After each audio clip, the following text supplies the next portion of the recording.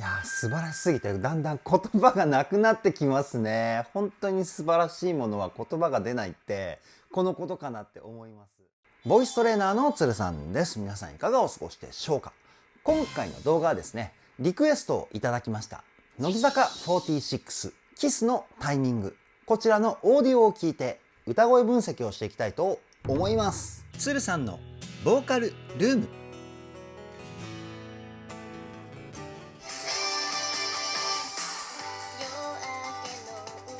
相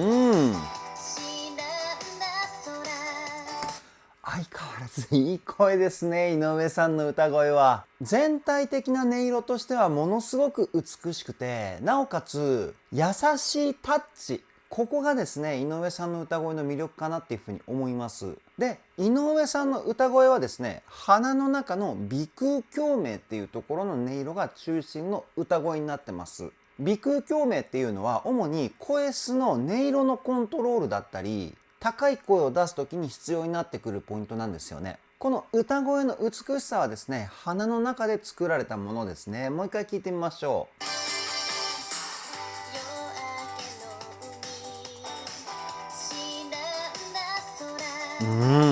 で、鼻腔共鳴の使い方としては、鼻声の音色を歌声に乗せる、こんな感じかな。よく聞くと少しだけ歌声に鼻声っぽい雰囲気が感じ取ることができると思うんですよね。これが歌声の美しさにですね直結しています。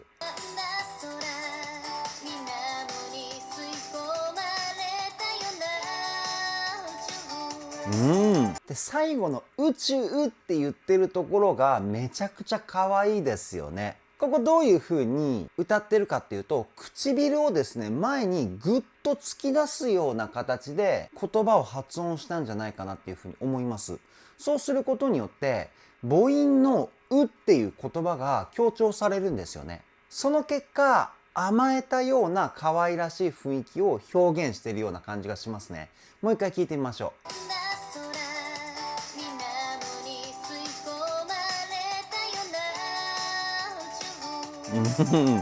めちゃくちゃ可愛い。で、全体的に言葉もものすごく聞き取りやすいですよね。これはですね、口を大きくはっきりと動かしているからこそ出てくる言葉のクリアな雰囲気だと思うんですよ。すごく基本に忠実な教科書のような歌い方かなっていうふうに思います。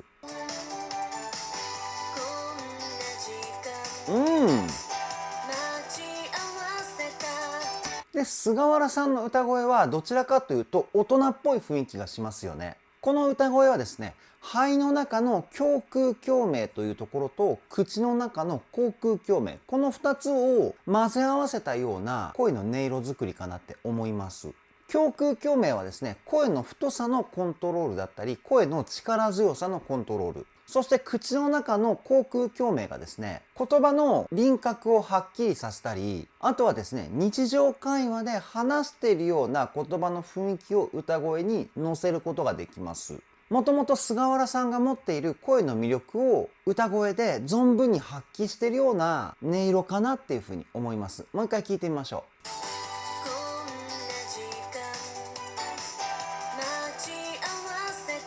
う。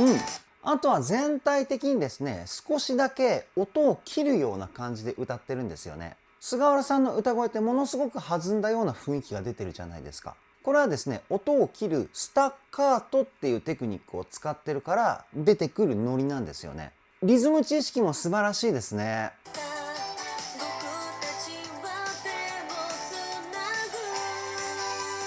今のところの方が先ほど言ったスタッカートの雰囲気感じ取りやすいと思います。で、今のフレーズは先ほど聞いたところよりも音域がですね少し上がってると思うんですけど、この高い音域を歌った時に菅原さんはですね声の音色成分を少しだけ変えてるんですよね。どう変えてるかっていうと、鼻の鼻腔共鳴の音色がほんの少しだけ歌声にプラスされてます。先ほど井上さんの時に鼻腔共鳴は高い声を出す時に必要なポイントっていう説明の仕方をしたと思うんですけど、高い音域になってきた時に鼻の中に入れる声の量のイメージを増やすことによって高音域が出しやすくなるんですよね。それを菅原さん使ってましたね。もう一回聞いてみましょう。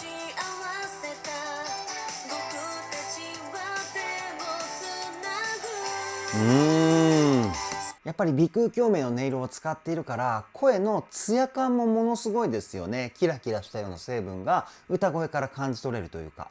素敵な歌声ですね。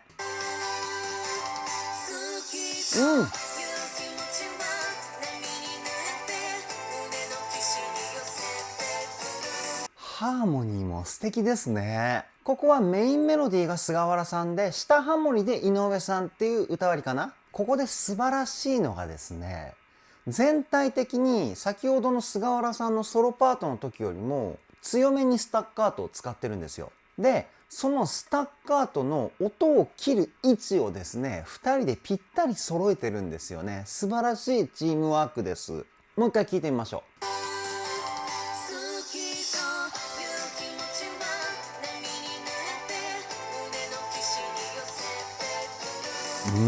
寄せてくるのところが一番分かりやすいと思うんですけど、リズムの位置までしっかりと合わせるこの知識、素晴らしいですね。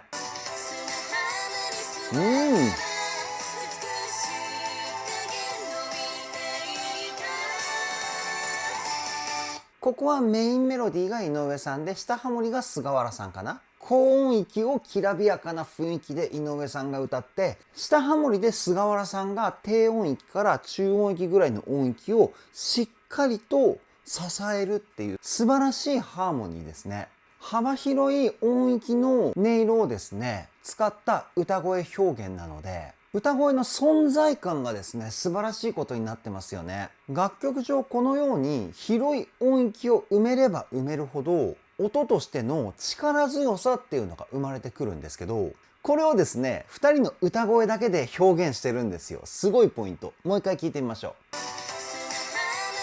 う。ほら。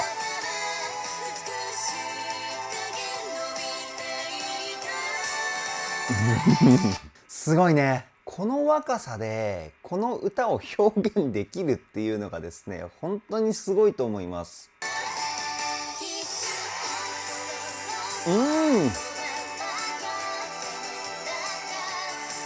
ここもメインメロディーは井上さんで、下ハモリで菅原さんっていう感じかな。で、井上さんサビのここのポイント、歌い方を変えましたよね。全体的に歌声に力強さがさらにプラスされたような、そんな雰囲気がすると思うんですけど、おそらくレコーディングの時にサビの部分はさらに口を大きく開けて歌ったんじゃないかなっていうふうに思います。口は大きく開ければ開けるほど言葉の輪郭がはっきりしてきますし、なおかつ声の響きがですね、増幅するので歌声の力強さもプラスされます。それに加えておそらくなんですけど、声を出す方向のイメージをですね、前方向に持っていったんじゃないかなっていうふうに推測します。声を出す方向を前に持ってくることによって自分の中で一番力強い声を表現することができるんですよね。自分の顔を分度器としてイメージしてもらって、0度が一番力強い声で、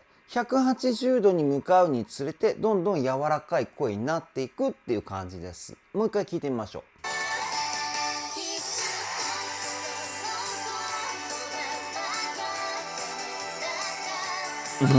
で、口を大きく開いているにもかかわらず鼻腔共鳴の音色が減ってないっていうところが素晴らしいところだなっていうふうに僕は思っていて、やっぱり口を大きく開けると口腔共鳴にですね、声の響きが集まりやすいんですよね。そうなると結果的に鼻腔共鳴の音色が減って声のきらびやかさが少なくなってしまう。こうなりやすいんですけど、にもかかわらず井上さんは鼻腔共鳴の音色が変わっていないので、歌声は力強くなったんだけど、声の美しさは変わっていないっていうミラクルボイスですよね。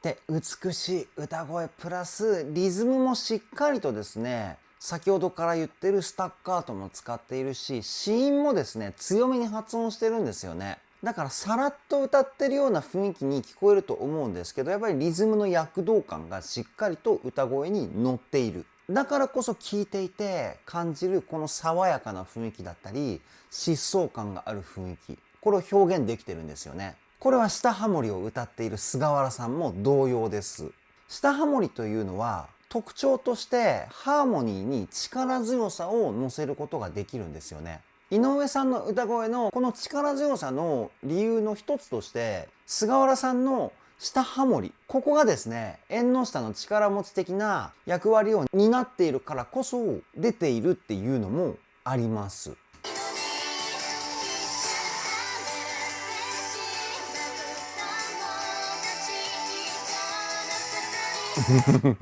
難しいね、最後の音。友達以上の2人あたりかな。ここでですね、部分的に転調って言われる作曲技法が使われているんですよね。転調っていうのは曲の中でキーが変わることを転調って言います。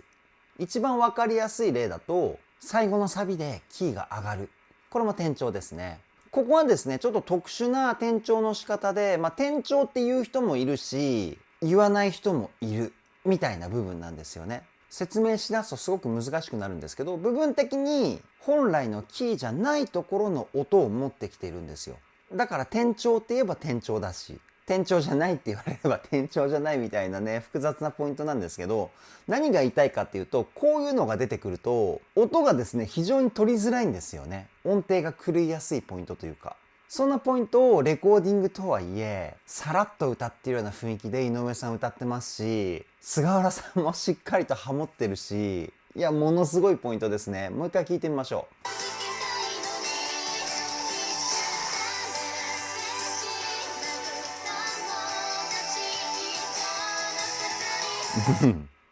う。以上の2人、ここですね。多分カラオケで歌ったことがある人はわかると思うんですけど、音取りにくいですよね。ここはね相当難しいポイントです。何回も練習したんじゃないかなって思いますね、ここは。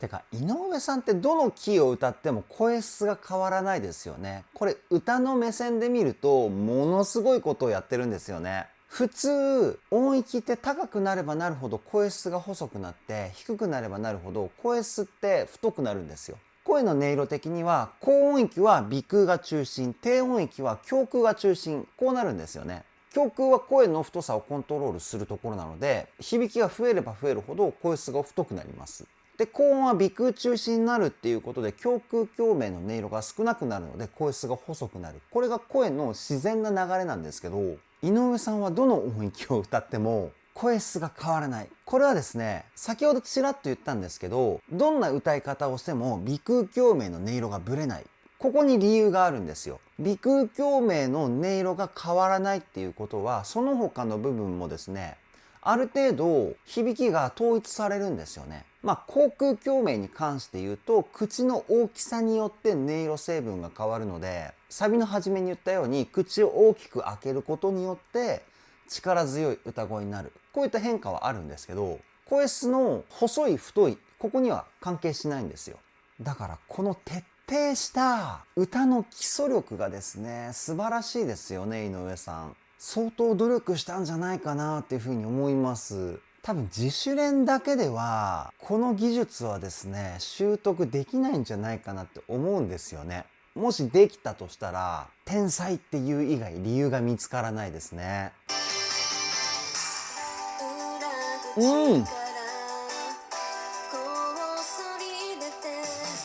ここの菅原さんの声すごくいいですね。すごく寂しいような雰囲気。おそらく顔の表情をですね動かさない、あるいは悲しい顔をして歌ったんじゃないかなっていうふうに思います。そして口もほとんど動かしてないんじゃないかなって思うんですよね。顔の表情っていうのは歌声にものすごく影響を与えるポイントで、悲しい表情で歌えば悲しい歌声になるし、笑顔で歌えば明るい声になるんですよね。そのぐらい声にものすごい影響を与えるポイントなんですけど、おそらく表情をうまく使った歌声表現かなって思います。もう一回聞いてみましょう。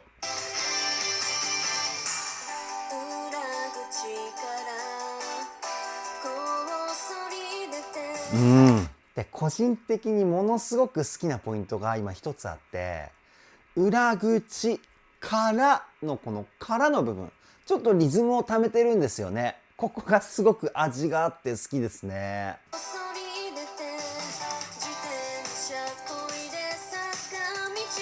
うん。でここの降りるのところも1番の井上さんの時と同じですよね。いいで口を突き出すことによって少し甘えたような雰囲気を表現してるっていうね。めちゃくちゃ可愛い。もう一回聞いてみましょう。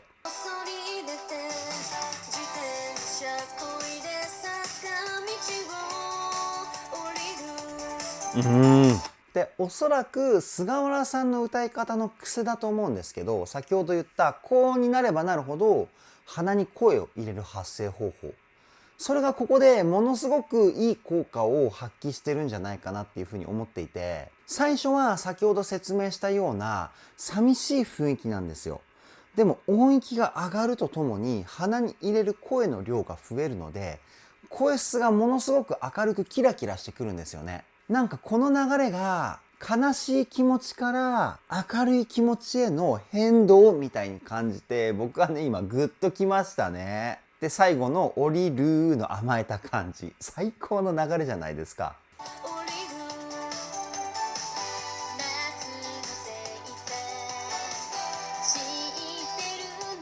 ほら全然声変わらないでしょ井上さん。最初とかかなり低いはずなんですよ。だから胸腔共鳴の音色がですね強調されてもおかしくないんですけど、鼻に入れる声の量を増やしてるんですよね、意識的に。そうすることによって胸腔共鳴の方に低音なんだけど響きがいかないようなコントロールをしてるんですよ。もう一回聞いてみましょ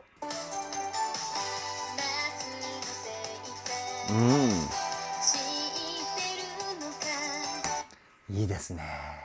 知ってるのかのこのかの部分で歌声に息の音を混ぜてふわっとした雰囲気を表現してますよね。これウィスパーボイスっていうテクニックです。ため息をしながら歌うような感じのテクニックかな。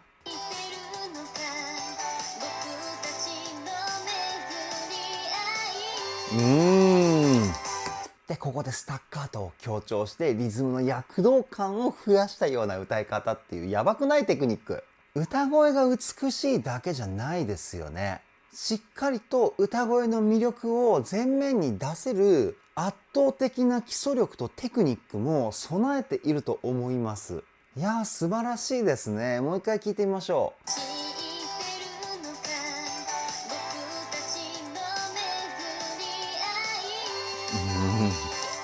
美しくて可愛いんだけどかっこいいですよね。このかっこいい成分はリズムテクニックなんですよ。スタッカートだったり子音のアタック。いやー素晴らしすぎますね。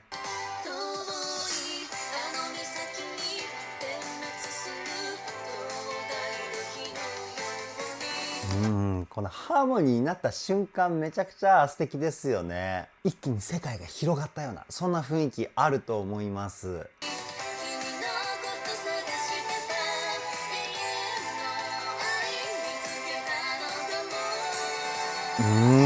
このぐらいの音域の2人のハーモニー僕すごい好きですね。高音域のきらびやかな雰囲気は井上さんが担当して、中音域から低音域の土台的な部分を菅原さんが担当してっていう一つのハーモニーなんですけど、2つあるいは3つの魅力が感じ取ることのできる歌声表現っていうかね、ここも美しくも感じますし、かっこよくも感じますし、力強くも感じるっていうね、素晴らしいですよね。もう一回聞いてみましょう。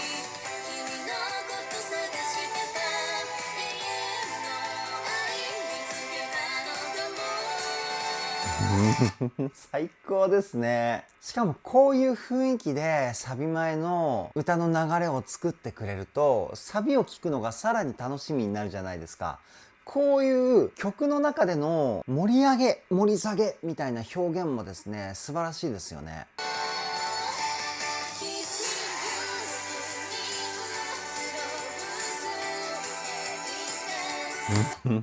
このねサビの爽やかな風が吹き込んでくるみたいな雰囲気がすごくいいですよね。サビ前でしっかりとスタッカートでリズムのインパクトを与えた後に、サビはそこまで強くスタッカートを使ってないんですよね。ほぼ使ってないかも。だからこそこの流れるような雰囲気がですね、表現されてると思うんですけど、最高ですね。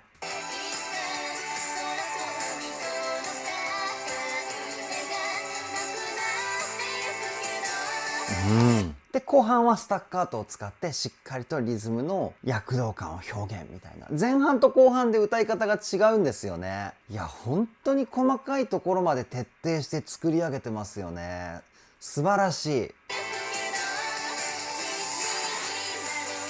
ほらほら、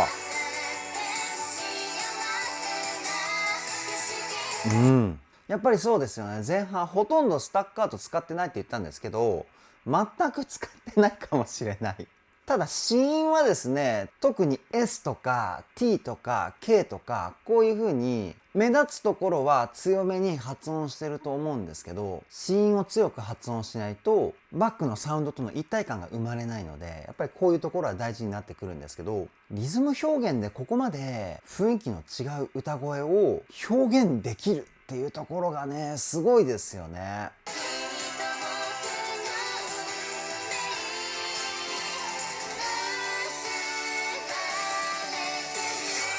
でサビの最後のロングトーンのところもたっぷりと聴かせてくれる長さっていうところもいいですよね。でこのロングトーンもですね、歌の基礎力がしっかりと身についていないと表現できなかったりするんですよ。まっすぐ音を伸ばすってめちゃくちゃ難しいので、歌の呼吸法、腹式呼吸のマスターだったり、あとは腹筋と背筋の使い方、この辺のマスターだったり、こういった技術が必要になってくるんですよ。だからこのロングトーンを聞くだけで、井上さんと菅原さんの歌の基礎力のレベルの高さを感じることができますよね。でこういった部分ってやっぱり日頃からトレーニングを行っていかないと身につかないんですよ。で身についたからといってトレーニングをやめてしまうと使い方を忘れちゃうんですよね。だからこそ感じ取ることのできる日頃から徹底した歌のトレーニングの背景っていうね、これも全部ファンのためっていうことですよね。素晴らしい。おい、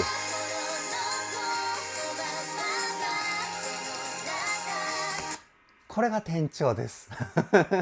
れっきとした転調ですね。いや最後の大サビで転調する展開、最高にかっこいいですよね。井上さんの歌声のきらびやかさがさらにきらびやかになるし、菅原さんの下ハモリの力強さ、この辺もですねさらに際立ってくるというか、最高の流れです。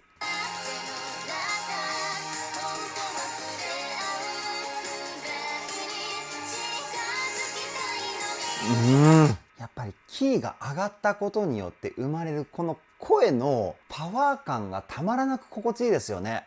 曲調自体はものすごく爽やかなのに、そこに力強い雰囲気が乗ることによって歌詞が持つ世界観がダイレクトに心に届いてくるような、そんな雰囲気あると思います。もう一回聞いてみましょう。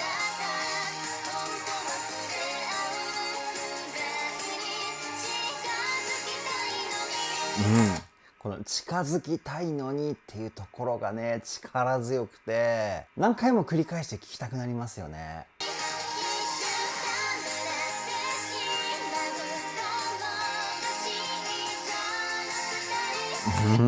サビの後半に行くにつれてどんどん言葉に込める感情が強くなってる雰囲気もありますよね。井上さんと菅原さんの歌に込める感情が一つに混ざり合ってメロディーに乗っているような、すごく感動するポイントかなって思います。もう一回聞いてみましょう。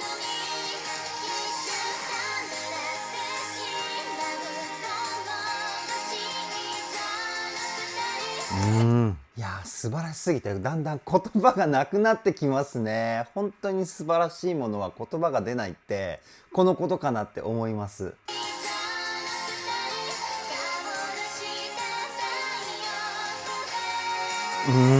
一回ここで止めますよ。ここのメロディーが最後の締めのフレーズに突入するための助走みたいな感じに聞こえますよね。もしかすると作曲者はそういう意図で作ったのかもしれないんですけど、このためみたいなフレーズの雰囲気がものすごくいいですよね。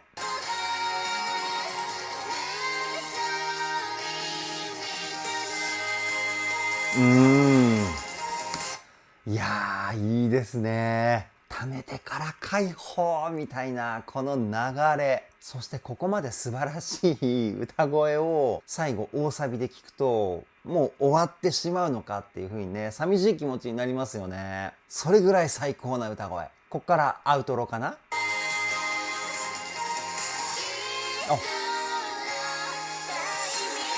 おえい、なるほどね。寂しいなっていう風に思っていて、そこでもうワンフレーズ来るとすごい嬉しいですね。多分こういう風に思った乃木坂ファンの方いるんじゃないかな。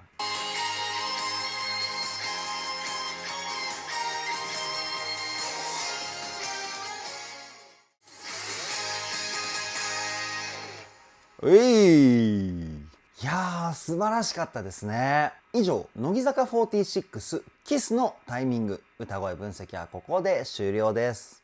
いやー、久しぶりに井上さんの歌声を聞いてみましたが、前回のザ・ファーストテイクの歌声よりも格段に歌の基礎力がですね、パワーアップしているような感じがしました。美しくて可愛らしい歌声は健在なんですけど、そこに力強さ、こちらがですねプラスされたような歌声に変わっていて、すごく感動しましたね。そして菅原さんの歌声もですね、ものすごく個性が光っているような歌声かなっていうふうに思いますし、低音域から高音域までの歌声の表現力がですね素晴らしすぎましたね。いや、リクエストをいただいてですね、このような素晴らしい楽曲に出会えて僕はとても嬉しいですね。今回のキスのタイミングの歌声分析動画をきっかけに、乃木坂46の楽曲の歌声分析動画も徐々に増やしていけたらいいなっていうふうに思っております。もし皆さんの中でこの楽曲歌声分析してほしいっていうリクエストがありましたら、ぜひコメント欄でですね教えていただけたらなというふうに思います。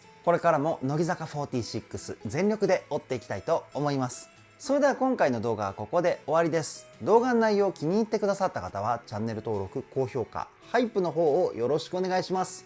ではでは、ボイストレーナーのつるさんでした。